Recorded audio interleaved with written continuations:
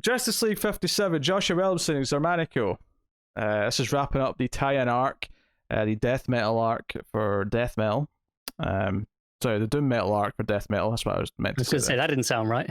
Yes, it is. I told you I was tired, okay? Let's roll with the punches. So, yeah, we're doing this first before death metal itself, because actually, and I didn't read it first. I got to the end of Justice League, and it was like, oh, I guess this kind of led in a way. I read to the point in death metal. I started reading death metal first. I got maybe 4 or 5 pages in, whatever it was, and there's a point where Lex shows up in the ship, and I was like, huh, guess this is after Justice League, and then stopped and went and read Justice League before I finished. It never even occurred to me, to be honest. I read Justice League, I read the death metal, and then it wasn't until the very end of the Justice League where he walked out holding a globe, and I went, wait a minute, that globe got smashed. Oh no. As soon as Lex showed up, I was like, hang on a second, last time we left him, he was fighting with the Legion of Doom and the others. Was like, this must take place after Justice League, and immediately switched over. I mean, I didn't care enough, to be honest. I get that. If I had realised, I wouldn't have cared enough, just because this arc's decent. It's a decent tie-in arc. It's fine. There's some nice beats in this issue as well, specifically. But, it's not like... I mean, Death Metal 5 was the main event of the metal stuff this week. There was no doubt that was the case. Absolutely. This is one of the better issues of this arc still, I would say. It is. And it is calling back, I did not see this coming, but it calls back to the issue of Justice League. It was either 51 or 52. It was right at the start of Rebirth, where they had 2 issues left of the previous Justice League volume that were coming out after Rebirth started. And one of them was the story of the first time Dick Grayson met the Justice League. And it was when he snuck into the Batmobile, and Dick brings this story up and talks about it. And what's interesting is that by the end of the issue, it kind of fulfills the prophecy, if you want to call it that Batman actually said to him in that issue. Because at the end of that issue, if no one recalls, Batman said to him that, because Dick assumes, oh, one day you think I'm going to join the Justice League, and Batman responds, you're going to lead it. And this issue ends with Dick saying, no, we are the Justice League, and he is clearly leading them. He's been leading them the whole issue. He's become the leader of this team. I did like, so I'll be honest, I didn't remember which issue this was from or when it was from, but I was like, no, I remember reading this. I remember the issue in general, which is credit to it that was enough to stick in my memory. And I kind of appreciate that I didn't feel the need to slap an editor's note on, because even if you've read that or not, just having this here is enough. No, for sure. And I honestly, I think it's a really... We've talked about a lot recently about the speed metal issue from a couple of months ago. Well, last month, whatever it was, and how that was kind of paying off some Rebirth stuff, some Wally Manhattan stuff that was still kind of lingering, and this referencing something that was happening around that time as well. It kind of does feel like, whatever we're going into in March, because that's when the new stuff really starts. We've got stuff before then. Maybe we're in a sort of interim reality or whatever before then. Future states, maybe doing alternate futures, whatever it is. But whatever we go into in March, it does kind of feel like they're kind of trying to pay off some things that have been sitting. And not that this needed paying off. This would have been fine if it hadn't been paid off. But it does feel sweet. It was just a nice thing. Yeah. It makes it feel like between this and Metal and Endless Winter, it feels like, no, this is the ending of the Rebirth era of comics, because we're paying off things from the start. And Endless Winter, I don't mean that it's necessarily paying things off, but it's the this okay. Other books are on a break. We're kind of just going to fill some time, do a bit of a capper, do a big story to kind of round it out while this is ongoing. Yeah. It does feel like, okay, whatever comes next is going to be a new period. So, yeah, so Legion of Doom got released end of last issue. They're fighting Dick. Martian Manhunter puts a stop to that quite quickly by just, Superman punching the ground. And there's some debating going on between the Legion and Lex about whether or not they should trust him because he betrayed them, and he's trying his best to kind of convince them. And ultimately, Dick and Co have to save Lex from them. And it's not until they realize the Omega Knight is still alive, because Chimp does show up. Chimp is not dead. And probably one of the best pages of the whole book, actually, is that full page spread of him saying the Omega Knight is not dead, and the Omega Knight's just standing, towering over them. And the kind purple, of like missing pieces its body. Like, one arm's gone entirely. Yeah, it's got a hole in the back of its head. Very pretty. And yeah, so it becomes this, okay, we have to team up, we have to work together, because if we just run, then Perpetua is going to know that you get freed and she'll come after you, so help us. You've got no choice but to help us. So we have this, Legion of Doom sort of new Justice League team up. And yeah, the plan ultimately is that they're going to channel the idea that the Legion of Doom are powering this chair, so they can sort of all power a big blast from the ultraviolet ring that Sinestro's got, and it'll actually, Lex points out, just to tidy this up so we don't have to worry about it in the future, this will burn out the ultraviolet spectrum. It's like, yeah, we're just popping you back to normal, Sinestro. Yeah, bad time. He's like, yeah, I prefer the color of fear anyway. He's like, all right.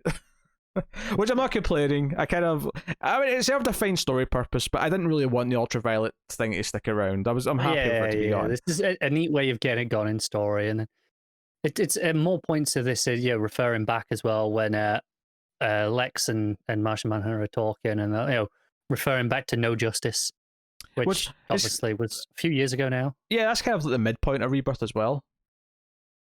Yeah, because that's right before Snyder's run. Yeah, I'd say that's I mean, I don't know if it's literally if you measure out the months, but it feels like the midpoint of Rebirth. I think that was about 2016, right? So 2018. 2018, that's what I meant. 2016 was Rebirth. That's what I meant. Uh-huh. God damn it. I'm tired as well, clearly.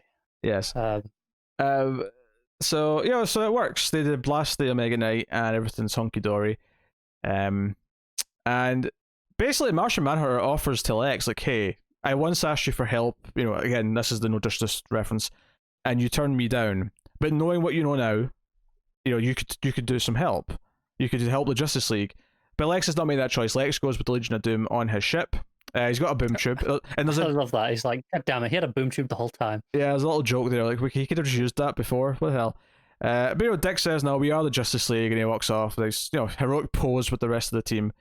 And then there's some teasing at the end of the main Justice League fighting what we know from Death Metal when we get to that is the Castle Bat transformed into an actual giant Batman. Well, we'll get to how cool that shit is.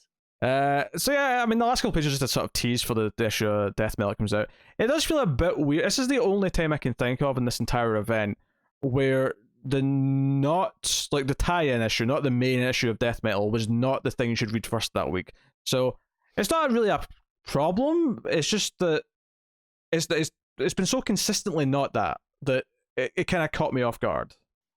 Yeah, and that's like, there was no editor's note in either one saying you should read this one first, which is what usually does happen. When I don't think, makes me think, was this always planned for this week? Yeah, this was never. I don't think this was ever delayed. I think this was always.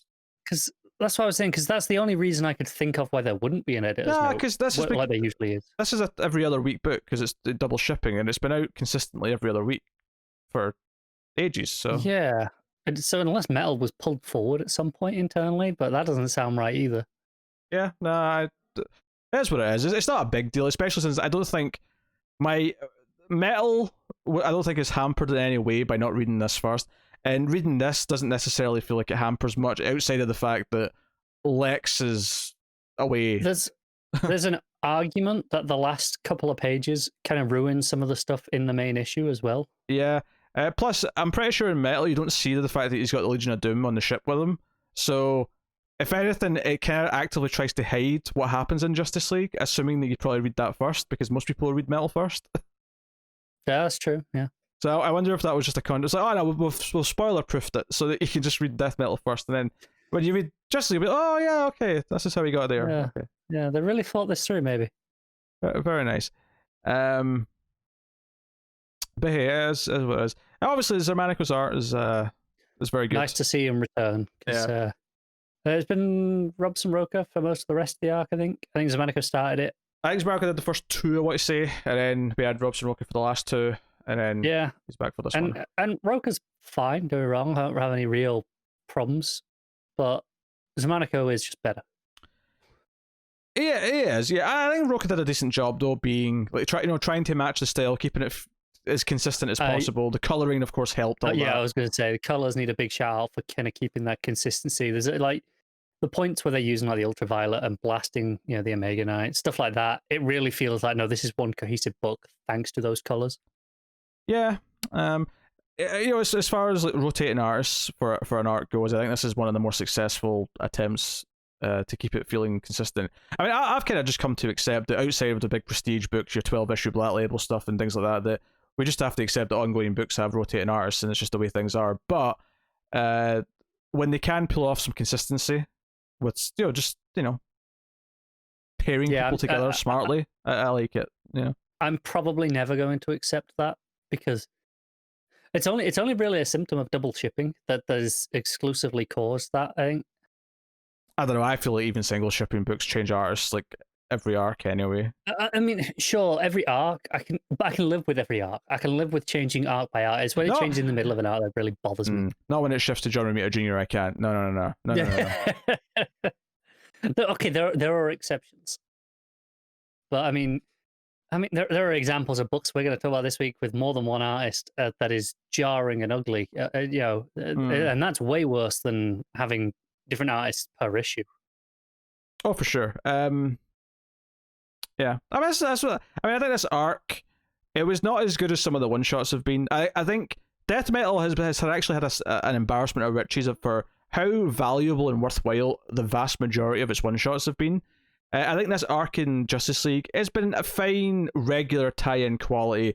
And if you happen to really like Dick Grayson or any of these other characters, you might appreciate having them a bit of spotlight. Other than that, it's not really that needed. I'd say. It's perfectly fine. I think, to be fair here with the tie-ins, it's not like there's not been a lot. There's been a reasonable amount. Oh, there hasn't been an overwhelming barrage of tie-ins either, though. Yeah, that's what I'm saying. That's why I'm surprised that there's only one or two of the one-shots that I would say are a bit less on the, you should probably just skip these. But I think, like, those three in that month where they took off were all very worthwhile and in some cases necessary. They range from downright essential to, these are still worth reading. And there's a couple of the anthology-style ones that I think actually added a lot of nice little character context for a lot of these smaller characters that I think were worth reading. And have become more, not important necessarily, but become more valuable over time, like Castle Bat. Yeah, that's a good example. Or even like the Bat Baby, because he ended up showing up in one of the other books last month, or this month even. But, so I think it's actually a really high standard. So this maybe kind of oddly looks worse than it normally would in terms of tie-ins, because the standard's been so high this time. Yeah, and like, I mean, I don't know if we've read this yet, but I mean, I think I'm giving it a 7 if we didn't, it's about that. Like, it's a perfectly solid issue for a perfectly solid art. It's good. It's perfectly good.